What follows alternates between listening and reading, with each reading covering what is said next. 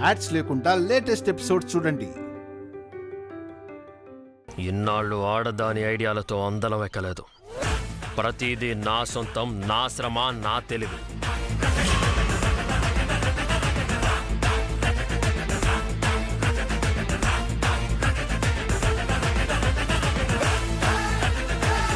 చక్రి, ఆ contract cancel అని వాళ్ళకి చెప్పు.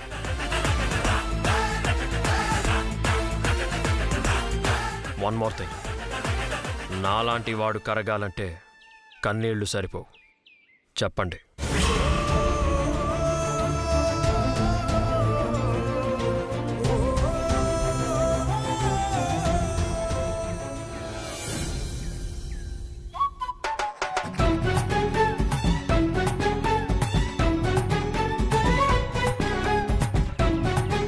ఒరే రోహిత్, నీకేంట్రా ఇలా కలిసొస్తుంది? నువ్వు ఒక చిన్న ప్రయత్నం కూడా చేయకుండా అమాంతం 1,00,000 రూపాయలు ఇచ్చి నీ చేతుల్లో పడ్డం ఏంట్రా? నువ్వు లక్కీ ఫెలోరా. అవును, 1,00,000లో 5,000 కాకెత్తుకు వెళ్ళింది. ఇంకా 95,000 ఉన్నాయి. ఈ డబ్బు మనకి నెల రోజులు కూడా సరిపోవే. ఏం చేద్దామబ్బా? అయినా 95,000తో ఏం వ్యాపారం చేస్తాం? ఏమీ చేయలేం.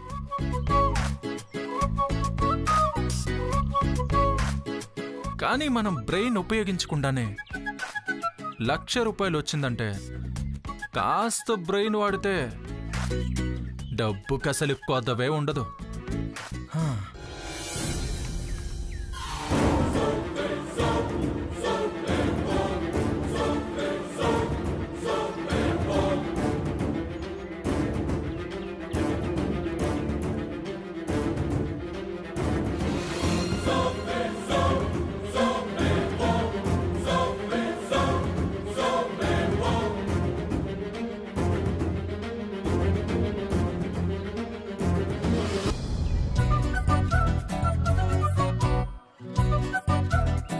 అల్లుడు గారు.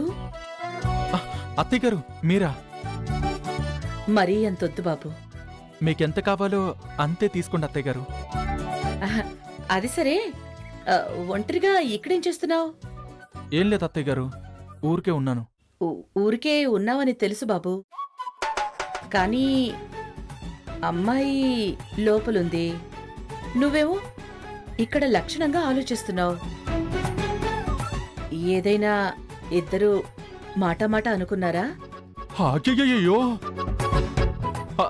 ఎంత మాట అన్నారు అత్తయ్య గారు? నాకు సాన్వికి మధ్య మాట రావడమా? అది కల్లో కూడా జరగదు. ఇప్పుడే ఇందాకే భోజనం తీసుకొచ్చి సాన్వికి పెట్టి మరీ వచ్చాను. అవునా? ఎంత మంచి మాట చెప్పావయ్యా. మీ అమ్మ కడుపు చల్లగా ఉండాలి. నా కూతురు తిండం లేదని నేనెంత బాధపడ్డానో. ఇప్పుడు ఆ బాధంతా పోగొట్టేశావయ్యా. అది నా బాధ్యత అత్తయ్య గారు. నా కష్టార్జితంతో నా శాన్వికి భోజనం పెట్టుకున్నాను. ఇప్పుడు నీకు మంచి రోజులు వస్తున్నాయ్యా. ఏం మంచి రోజులో ఏంటో, అవి ఎక్కడున్నాయో ఏంటో. అయ్యో అత్తయ్య గారు, తమరు నిలబడున్నారేంటి? కూర్చోండి. పర్వాలేదు బాబు. లేదు లేదు, మీరు కూర్చోవలసిందే. రండి, కూర్చోండి కూర్చోండి.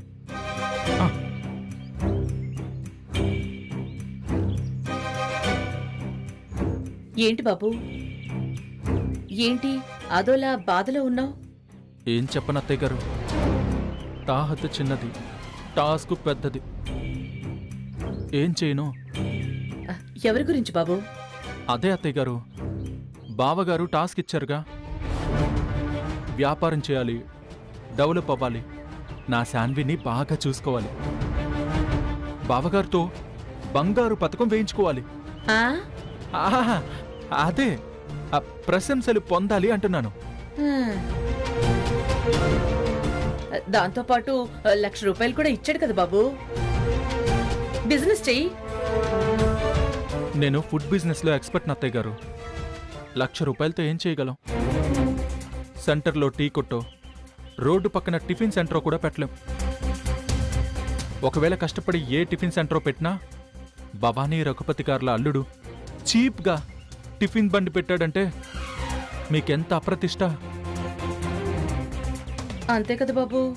₹1,00,000 ఈరోజు ఒక చీర కూడా రావట్లేదు. మీరే చెప్పండి, మీరు కట్టే ఈ చీర ₹1,00,000 ఉంటుందా ఉండదా? ఉంటుంది. ఇక అదే ₹1,00,000తో నేను రెస్టారెంట్ ఎలా పెట్టేది, బావగారి పేరు ఎలా నిలబెట్టేది? బాధపడకు బాబు, ముందు టిఫిన్ చేద్దాం, ఆ తర్వాత రెస్టారెంట్. మరి మీ పరువు? అది నిజమే. ఇక బాధ కాకుండా ఇంకేం మిగిలింది అత్తయ్య గారు?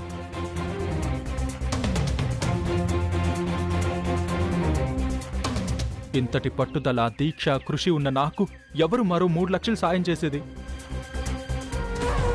ఎవరు నా రెస్టారెంట్ కళని నిజం చేసేది? ఎవరు నా భార్యని దేవతలా చూసుకోవడానికి సపోర్ట్ చేసేది? నువ్వు మరీ అంత ఫీల్ అవ్వకు, నాకు జాలేస్తోంది బాబు. మీది జాలిగుండే, కానీ ఏం చేయగలరు అత్తయ్య? కాస్త ఆలోచించుకో నువ్వు. ఇలా అడగగానే పని అవుతుందా? కాస్త టైం ఇవ్వు. పట్టుదల, దీక్ష, కృషి. అయ్యో, నువ్వు ఆవేశపడకు, నేను ఆలోచిస్తాను.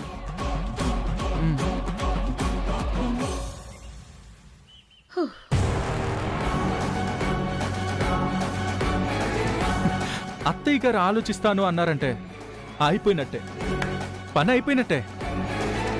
3 లక్షలు నా చేతుల్లో పడ్డట్టే.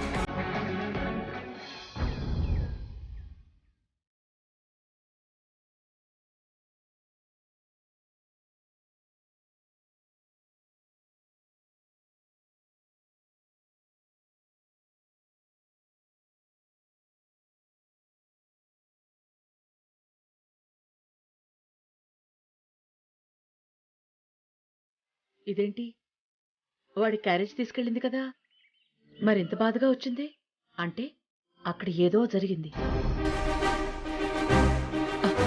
ఇప్పుడు రోహిత్కి డబ్బెలా సర్దాలి? మెల్లిగా శ్రీవల్లిని దువ్వితే మన పని అవుతుంది.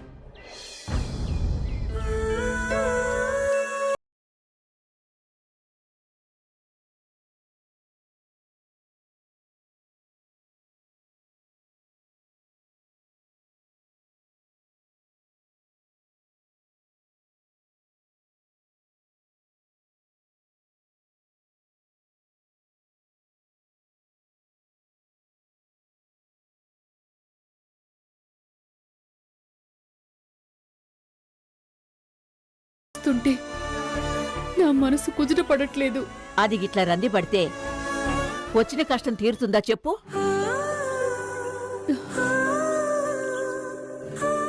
అక్కడ అది తింటోందో లేదో, ఫోన్లో మాత్రం తనకే కష్టం లేనట్టు, ఏ నష్టం జరగనట్టు మాట్లాడుతోంది. అది కూడా నీ లెక్కే. ఏడిస్తే నువ్వు తట్టుకోలేవని దానికి ఎరుకనే గదనే. గందుకని గిట్ల మూల కూసుని ఏడుస్తారు. ఏదో పరిష్కారం చెయ్యాలి. ఏం చేయగలం అత్తయ్య? వల్లితోని గీడ మన ఇంట్లో వ్రతం చేయించాలి. అత్తయ్య, అవు పంతుల్ని అడిగొచ్చిన, దానికొచ్చిన కష్టం గాని దాని పెనిమిటి దాన్ని అర్థం చేసుకుని దగ్గరికి తీసుకోవాలన్నా లక్ష్మీ సౌభాగ్య వ్రతం చేపియాలే. ఇంకేందే సొంచాయిస్తున్నావు? మనుషుల్ని నమ్మకూడదు కదా, గా అమ్మని నమ్ముకోవాలి, గా తల్లి దీవెన అందుకోవాలి. ఈ వ్రతం వల్లి చేస్తే కడుపులో ఉన్న బిడ్డ కూడా మంచిగైతది.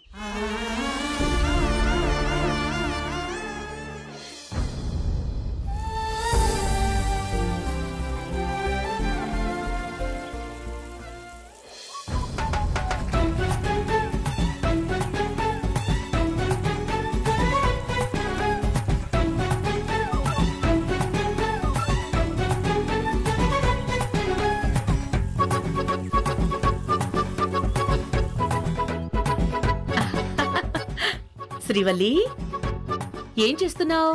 గిన్నెలు అడుగుతున్నత్తమ్మా. ఆహా, సరే, అబ్బాయికి క్యారేజ్ తీసుకెళ్ళావు కదా, తిన్నాడా? తినడేందత్తమ్మా, నాకు కూడా కలిపి గోరు ముద్దలు పెట్టిండ్రు. వేటకారం ఎక్కువైంది దీనికి. ఏం చేయను శ్రీవల్లి, నువ్వెంత బాధపడుతున్నావో తెలుసు కూడా ఏమీ చెయ్యలేని నిస్సహాయురాల్ని. పర్లేదు తేండ్రి. శ్రీవల్లి, పర్వాలేదంటే ఎలాగమ్మా? వాడలా చేయడం తప్పే కదా. అది గుర్తించకుండా చూడొద్దు, మాట్లాడొద్దు అని కండిషన్స్ పెట్టడం గొప్పతనం ఏం కాదు. ఆయన గుర్తించకపోతే ఏంది, మీరు గుర్తించిండ్రు కదా, మస్తయింది. అలా అనకు శ్రీవల్లి, నాకు బాధగా ఉంటుంది. కష్టంలో ఉన్న కోడల్ని ఏ విధంగానూ ఆదుకోలేకపోతున్నానని మనసు చివుక్కుమంటుంది. గిన్నె మీరు రందిపడ్డానికి ఏముందత్తమ్మా? గిది నా దురదృష్టం. అయినా మీరే అన్నారు కదా ఇయాలున్నట్టు రేపు ఉంటదా అని. మీ కొడుకు కోపం సల్లారదా ఏంది? బాధగాక ఇంకేంటే. ఇక్కడ చూస్తే నీ కాపురం ఇలా ఉంది, అక్కడ చూస్తే సాన్వి బతుకు అలా ఉంది. ఒక పక్క అత్తని, మరో పక్క తల్లిని. బాధ నాకాక ఇంకెవరికుంటుంది చెప్పు? కొత్త జంట, ఈడు చూడు అనుకున్నట్టు పెళ్ళైంది. ఇంకేం కావాలత్తమ్మా? అంత మంచినే ఉంది కదా. ఏం మంచి నా బొంద మంచి. అల్లుడికేమో పని లేదు, నా కొడుకేమో దయలేదు, నా కూతురి బతుకు బాగుపడుతుందని ఆశే లేదు. ఏం చేయాలో అర్థం కావడం లేదు. పనెందుకుండదత్తమ్మా? రోహిత్ పని చేస్తానంటనే కదా మీ కొడుకు 1,00,000 రూపాయలు ఇచ్చిండు. గంతకన్నా ఇంకేం కావాలే? అది నా కొడుకు మంచితనం. కానీ నోరాడినట్టు నుదురాడద్దు. 1,00,000 రూపాయలు అల్లుడు చేయగలిగిన వ్యాపారానికి ఏ మూలికి సరిపోవట. అల్లుడికేమో కృషి, పట్టుదల దండిగా ఉన్నాయి. కానీ దురదృష్టమే మెండుగా ఉంది. గీదానికి బాధపడేదేముంది?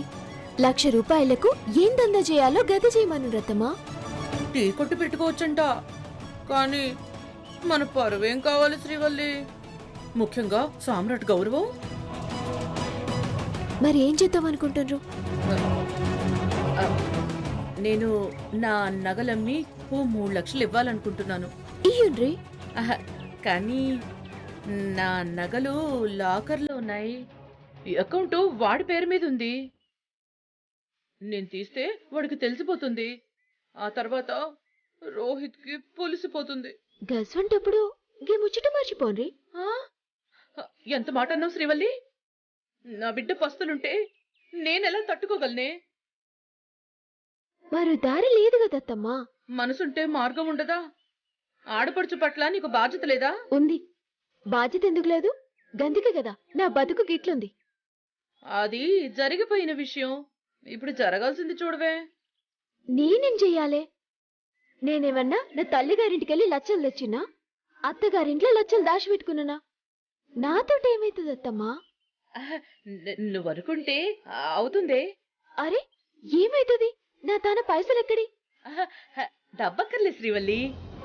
నీ నగలు నీ దగ్గరే ఉన్నాయి కదా. ఒక్క 3 నెలలు ఆ నగలిచ్చావనుకో, అవి తాకట్టు పెట్టి రోహిత్ కి డబ్బులిస్తాను. 3 నెలల్లో తిరిగిచ్చేస్తాడు. ఇప్పుడు గీ మాత్రమన్నా గింట్లో స్థానం ఇచ్చిండ్రు. ఇప్పుడుగా నగలు మీకిస్తే రేపు మీ కొడుక్కి తెలిస్తే నన్ను పూర్తిగా ఇంట్లోకెళ్ళి ఎల్లగొడతారు. గప్పుడు మీ కళ్ళు చల్లబడతాయి. గంతే కదత్తమ్మా. శ్రీవల్లి, మాట్లాడుకుండ్రి. మాట్లాడితే మంచిగా ఉండదు. ఏమైంది నీకు? మీ బిడ్డ కొరకు నేను పాటుపడి నా భర్తకు దూరమై ఏడుస్తుంటే మీకు బాధ లేదు. కట్టుకున్నాడు కన్నెత్తి చూడక, నోరు తెరిచి మాట్లాడక, ప్రేమతోటి పెట్టిన తిండి కూడా తినక, గిడ నా గుండె పగిలిపోతుంటే నా రందిని అర్థం చేసుకోవాల్సింది పోయి మీ అల్లుడి వ్యాపారం కొరకు నా నగలు కావాలా? నేను మీ కొడుక్కి తెలవకుండా సొమ్ములిస్తే మీ అల్లుడు దంత చేస్తాడు. గా ముచ్చటెరికైనాక నా భర్త నాకు పాడగడతాడు. గంతే కదా? అలా కాదే. మరి ఎట్లా? అయ్యో, కోడలు మొయ్యలేని బరువు మోస్తుందే. ఎన్ని దినాలని ఊపిరి బిగబట్టుకొని ఉంటది. ఎన్నాటికి నా కొడుకు దీన్ని దగ్గరికి తీస్తాడు అని సోయలేదు మీకు. కాని అల్లుడు ఎదగాలి, కూతురు జిందగి మంచిగుండాలి, కోడలు సంసారం ఏమన్నా గాని. కాని నేను సొమ్ములియ్యాలి, ఇస్తా. కాని మీ కొడుకుని అడిగి మొత్తం సొమ్ములు తీసుకుపోండి. అయ్యో వద్దు, నీ నగలొద్దమ్మా. వాడికి చెప్పొద్దమ్మా, ప్లీజ్ ప్లీజ్.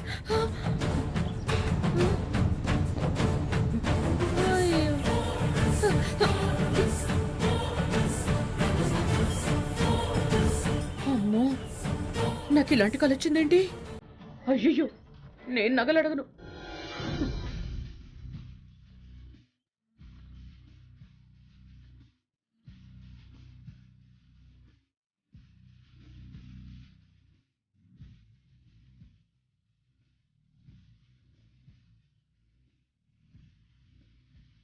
ఎరా ఇప్పుడు హ్యాపీగా ఉందా? 10 కోట్ల కాంట్రాక్టరా? మరీ ఇంత మూర్ఖత్వం ఏంట్రా నీకు? ఆకలేస్తుంది కదా అని గడ్డి తినలేం కదా. శ్రీవల్లి తెచ్చింది గడ్డి కాదురా, నీ మీద ప్రేమతో భోజనం తెచ్చింది. కొన్నిసార్లు అమృతమైన విషంలాగే ఉంటుంది.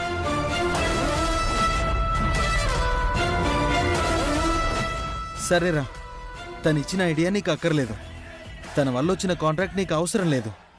కనీసం తన చేత్తో ఓ ముద్ద తింటే నీ సొమ్మేమన్నా పోతుందా? నేను పెట్టుకున్న రూల్స్ స్పాయిల్ అయిపోతాయి. ఏంట్రా రూలు రెగ్యులేషను? అదేమైనా రాజ్యాంగమా? తను నీకు అన్నం పెట్టాలని ఎంతో ఆశగా వచ్చిందిరా, నువ్వు కాదనేసరికి చాలా ఫీల్ అయింది. ఆకాశాన్ని అందుకోవాలంటే ఆశ సరిపోదు చక్రి, చాలా గొప్ప ఆలోచన కావాలి. ఏంట్రా ఆలోచన? నీ ఆలోచన ఇలా ఉంటే ఎవర్రా నీకు చెప్పేది? మంచేదో చెడేదో ఆగి ఆలోచించలేకపోతున్నావు. మరీ ఇంత మొండితనం అయితే ఎలా?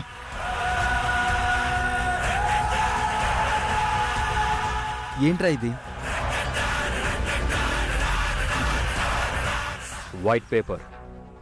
ఏది మంచో ఏది చెడో లిస్టు తయారు చేసి నీతులన్నీ అందులో రాయి. నేను ఫాలో అవుతాను.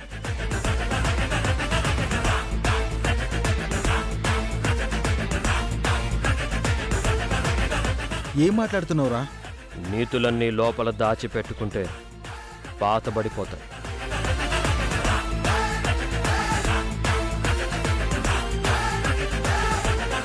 గౌతమ్, నువ్వు నా చైల్డ్హుడ్ ఫ్రెండ్వి, నా ఫ్యామిలీ మెంబర్వి.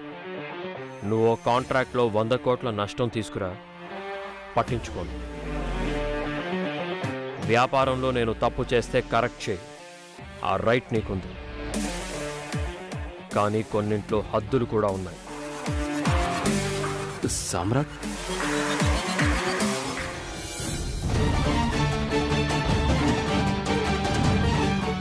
ఏంటన్నయ్య వీడు?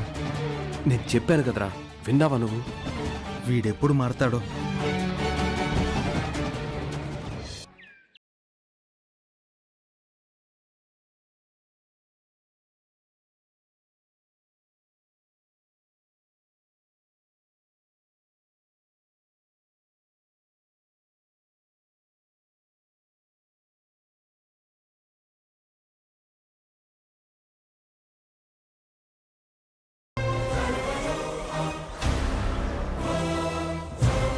ఏంటో దీని సొమ్మెవడో తిన్నట్టు ఎప్పుడు చూడు ఏదో ఒక బాధలోనే ఉంటుంది. శ్రీవల్లి, ఏందత్తమ్మా? ఏం లేదు, అప్పుడెప్పుడు లక్ష్మీదేవి విగ్రహం నీ బీరువాలో పెట్టమని ఇచ్చాను, గుర్తుందా? గదెట్లా మర్చిపోతా అత్తమ్మా, బీరువాళ్ళే పెట్టిన. తాళాలు ఎక్కడున్నాయి? ఏం లేదు శ్రీవల్లి, వచ్చే శుక్రవారం సాన్వి చేత సౌభాగ్యలక్ష్మి వ్రతం చేయిద్దాము అని అనుకుంటున్నాను. కాస్త ఆ విగ్రహం శుభ్రం చేద్దామని. గట్నే అత్తమ్మా, ఇస్తా పాండ్రి. నువ్వుండమ్మా, నీకెందుకు శ్రమ, నేను తీసుకుంటాను కదా. అసలే నువ్వు కాస్త బాధలో ఉన్నావు. వాడి మూర్ఖత్వం వల్ల నీకు అన్ని కష్టాలే. నువ్వు చల్లని గాలిని ఆస్వాదిస్తున్నావు కదా. పర్వాలేదు, నేను తీసుకుంటానులే. తాళాలివ్వు.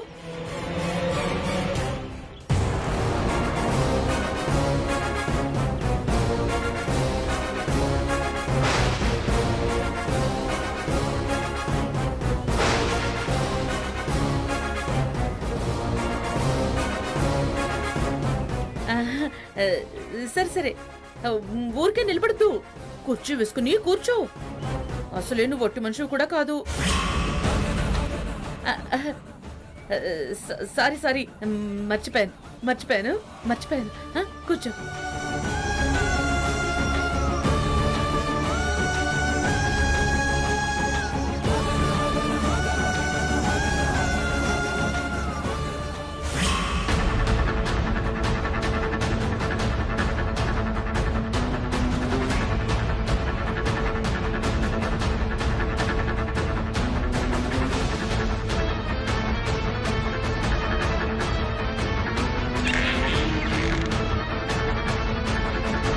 భవానీ ఆ? ఏంటి భవానీ ఏం చేస్తున్నావు? నేనేం చేస్తున్నాను? నేనేం చేయట్లేదే. అది కాదు, అబ్బాయి గదిలో ఏం చేస్తున్నావా అని. ఏ నా కొడుకు గదిలోకి నేను రాకూడదా ఏంటి? ఎందుకు రాకూడదు?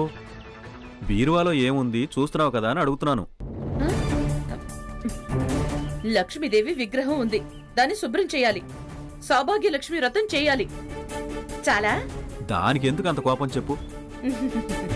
దయచేయండి. ఏమిటో.